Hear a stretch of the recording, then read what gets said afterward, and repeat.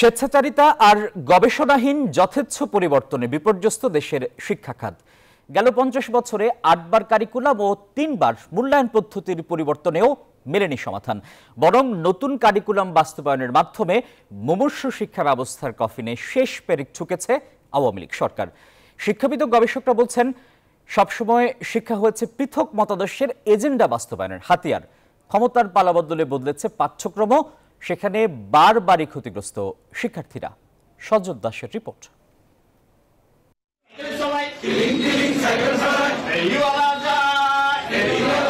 নতুন শিক্ষাক্রম বাস্তবায়ন ঘিরে এমন নানা ভিডিও হাসির খোরাক যোগায় সামাজিক যোগাযোগ মাধ্যমে। শিক্ষাবিদ কিংবা অভিভাবকদের নানা আপত্তি আর সমালোচনা সত্ত্বেও যে ব্যবস্থা শিক্ষার্থীদের ওপর চাপিয়ে দেয় হাসিনা সরকার। অথচ ২০১০ সালে প্রণীত জাতীয় শিক্ষানীতিতে থাকা শিক্ষা আইন, ক্লাসরুমে শিক্ষার্থী অনুপাত, শিক্ষকদের পৃথক বেতন কাঠামো, শিক্ষক নিয়োগ কমিশন গঠন সহ অনেক মৌলিক বিষয়ই রয়েছে উপেক্ষিত। শিক্ষাবিদ ও গবেষকরা বলছেন, শিক্ষা ব্যবস্থায় পরিবর্তন নতুন নয়।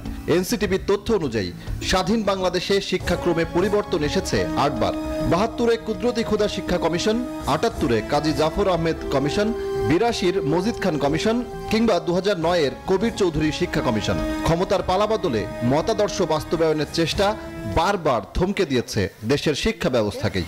ধীরে ধীরে ধীরে ধীরে কিন্তু আমাদের পরিবর্তন করতে হবে। আমরা যেটা করেছি, হুট করে পরিবর্তন করেছি।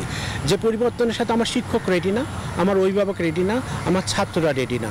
আমাদের শিক্ষা ব্যবস্থা এমন একটা জায়গায় নিয়ে গেছে, একটা জানো একটা জাতি গড়ার চেষ্টা করেছে আমার কাছে মনে হয়েছে।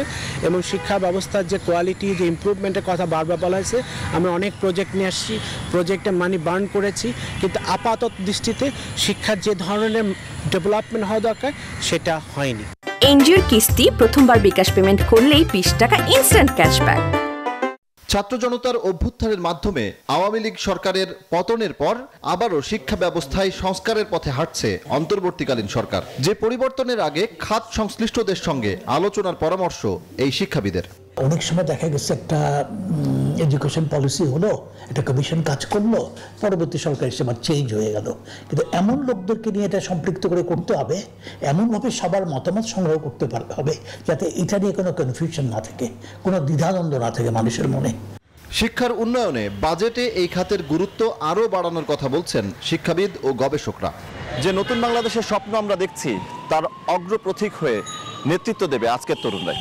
আর এই কারণে এই তরুণদের ভিত শক্ত করার কথা বলছেন শিক্ষাবিদরা। বলছেন শিক্ষা ব্যবস্থায় আমূল পরিবর্তনের কথা, যার মাধ্যমে বৈশ্বিক জ্ঞান অর্জনের মাধ্যমে দেশকে আরও সুচারুভাবে নেতৃত্ব দিতে সক্ষম হবে এই তরুণ সমাজ। সজল দাস, নিউজ 24, ঢাকা।